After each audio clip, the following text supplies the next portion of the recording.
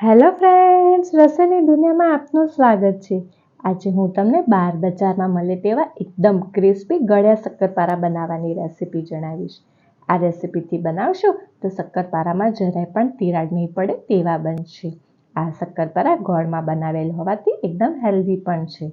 જો તમને આ વિડીયો ગમે તો લાઈક, શેર અને સબસ્ક્રાઈબ જરૂરથી કરજો અને તમારા ફ્રેન્ડ્સ અને રિલેટિવ્સમાં જરૂરથી શેર કરજો।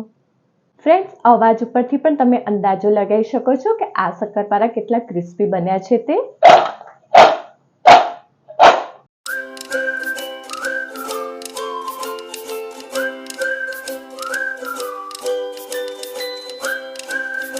ફ્રેન્ડ્સ, ગળ્યા શક્કરપારા બનાવવા માટે થઈને આપણે કથરોટ લઈશું। તેમાં 250 ગ્રામ ઘઉંનો ઝીણો લોટ લઈશું, જે આપણે રોટલી બનાવવા માટે થઈને વાપરતા હોઈએ છીએ તે લેવાનો રહેશે। તે પછી તેમાં 3 ચમચી રવો લઈશું, ચપટી ઇલાયચી પાવડર એડ કરીશું, ચપટી મીઠું એડ કરીશું, તે પછી 3 ચમચી ઘી એડ કરીશું મોણ માટે થઈને। હવે આ બધાને આપણે મિક્સ કરી દઈશું। મુઠ્ઠી વળે તેટલું મોણ એડ કરવાનું રહેશે। આમાં આવી રીતના મુઠ્ઠી વળવી જોઈએ તેટલું આપણે ઘી એડ કરીશું। 3 ચમચી જેટલું ઘી એડ કરવાનું રહેશે। હવે આ ગોળનું પાણી એડ કરીને લોટ બાંધવાનો રહેશે। 125 ગ્રામ ગોળને 70 ml પાણીમાં 1 કલાક પહેલા પલાળવાનો રહેશે અને તે પછી આ પાણીનો યુઝ કરવાનો રહેશે। થોડુંક થોડુંક કરીને પાણી એડ કરીશું અને આપણે લોટ બાંધીશું। આપણે ભાખરીનો લોટ બાંધતા હોય તે રીતનો લોટ બાંધવાનો રહેશે, કાઠો લોટ બાંધવાનો રહેશે। આમાં સાદા પાણીથી લોટ બાંધવાનો નહીં રહે, આપણે જે ગોળનું પાણી જે બનાવ્યું છે તેનાથી જ લોટ બાંધવાનો રહેશે।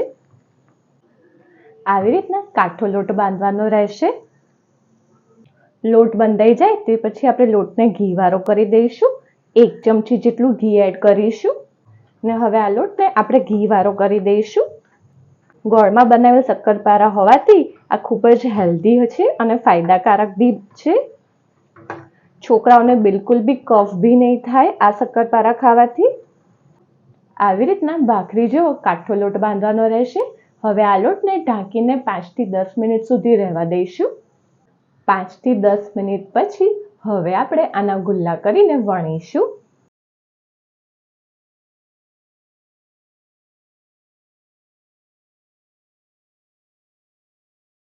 આવી રીતે મોટો ગુલ્લો કરવાનો રહેશે ને હવે આપણે આને વણીશું। આવી રીતના મોટો રોટલો વણી જાય તે પછી હવે આપણે આને કટ કરીશું। પહેલા આપણે આવી રીતના સાઈડમાંથી કિનારીઓ કટ કરી લઈશું, આવી રીતના કાઢી લઈશું ને આ કિનારીનો ફરીથી આપણે રીયુઝ કરી લઈશું ને હવે આપણે આના પીસીસ કરીશું। તમે જાડા ક્યાં તો પતલા ગમે તે પીસીસ કરી શકો છો અથવા તો સ્ક્વેર અથવા તો ટ્રાયેંગલ એવા બી શેપ તમે આપી શકો છો। રોટલો બહુ જાડો નહીં અને બહુ પતલો નહીં તે રીતે વણવાનો રહેશે। હવે આને કટ કરીશું।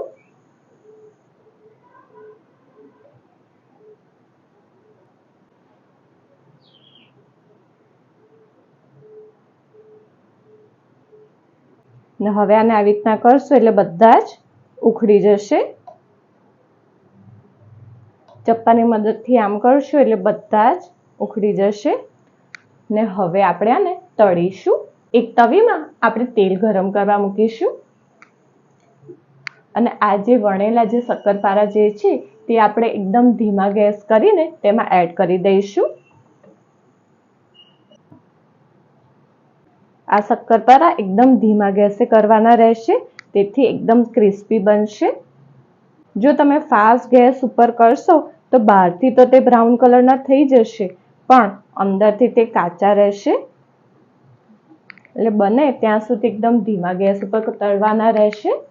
તેને આવી રીતે હલાવી દઈશું ને હવે બ્રાઉન કલરના થાય ત્યાં સુધી તેને બંને બાજુ ધીમા ગેસ ઉપર તળવાના રહેશે। જો તમે આ જ શક્કરપારા તમે જો ખાંડમાં બનાવશો તો તે લાઇટ બ્રાઉન કલરના બનશે અને જો તમે ગોળમાં બનાવશો તો થોડાક ડાર્ક બ્રાઉન કલરના થશે। શક્કરપારા આવી રીતના બ્રાઉન કલરના થઈ જાય તે પછી તેલ નિતારીને તેને બહાર કાઢી લઈશું. આટલી ક્વોન્ટિટીમાં ગળ્યા શક્કરપારા 3 ઘઉં બનશે. ફ્રેન્ડ્સ, તો દેખાય છે ને એકદમ બાર જેવા. હવે આપણે આને એક પ્લેટમાં લઈ લઈશું.